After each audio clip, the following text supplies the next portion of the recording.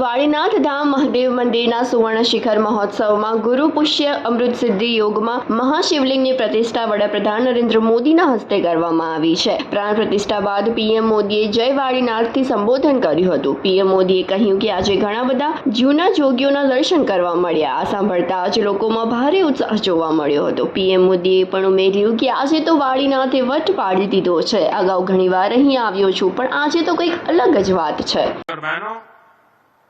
हमारे ये मंदिर सिर्फ देवालय है ऐसा नहीं है, सिर्फ पूजा पाठ करने की जगह है ऐसा भी नहीं है, बल्कि ये हमारी हजारों वर्ष पुरानी संस्कृति के परंपरा के प्रतीक है.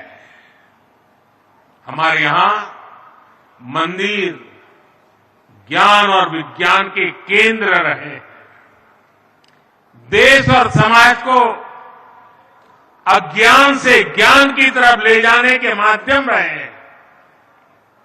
शिवधाम श्री वाणीनाथ अखाड़े ने तो शिक्षा और समाज सुधार की इस पवित्र परंपरा को पूरी निष्ठा से आगे बढ़ाया है.